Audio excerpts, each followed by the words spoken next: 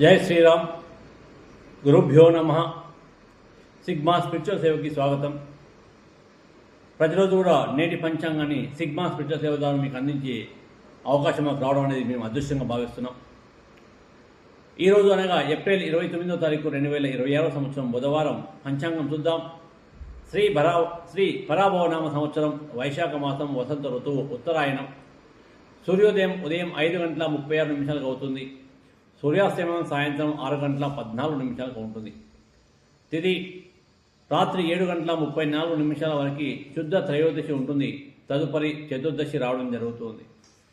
నక్షత్రం రాత్రి 12:04 వరకు హస్త నక్షత్రం ఉంటుంది. తదుపరి చిత్రా నక్షత్రం రావడం జరుగుతుంది. యోగం రాత్రి 8:57 వరకు హర్షణం ఉంటుంది. తదుపరి వజ్రం వస్తుంది.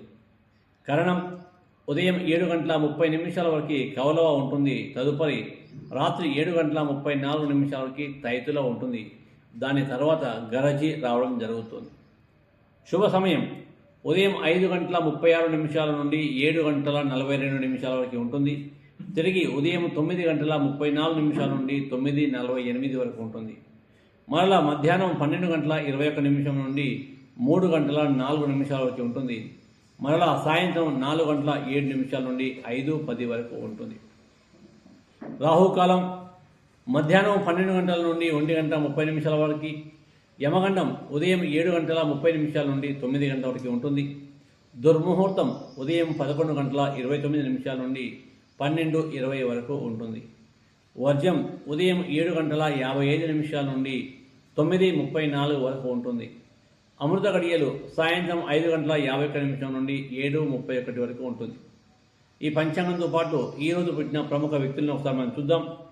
ఈరోజు అంటే మీకు చెప్పాను ఇప్పుడే, ఏప్రిల్ 29వ తారీఖుతో పుట్టిన ప్రముఖ వ్యక్తులు 1848 సంవత్సరంలో రాజా రవివర్మ భారతదేశంలో ప్రముఖ చిత్రకారుడు జన్మించడం జరిగింది.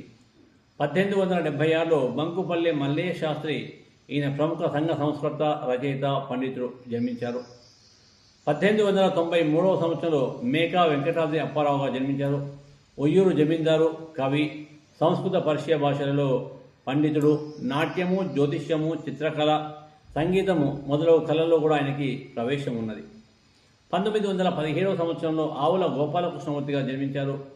ఏజీకేగా ప్రసిద్ధి చెందిన హేతువాది, రాడికల్ కమ్యూనిస్టు, సమీక్ష పత్రికలు నడిపారు వీరు. అదేవిధంగా 1970 సంవత్సరంలో ఆండ్రీ అగస్సీ, అమెరికన్ టెన్నిస్ క్రీడాకారుడు జన్మించారు.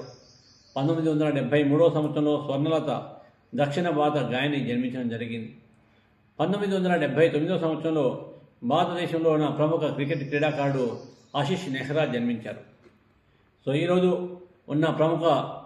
ఉన్న ప్రత్యేకతలు ఏంటంటే, అంతర్జాతీయ నృత్య దినోత్సవంగా మనం జరుపుకుంటున్నాం. ఈరోజు జరిగిన ప్రముఖ సంఘటన మనం ఒకసారి చూద్దాం. 1990 సంవత్సరంలో బోరిక్ ఎల్సిన్ రష్యా అధ్యక్షుడిగా ఎన్నిక కావడం జరిగింది.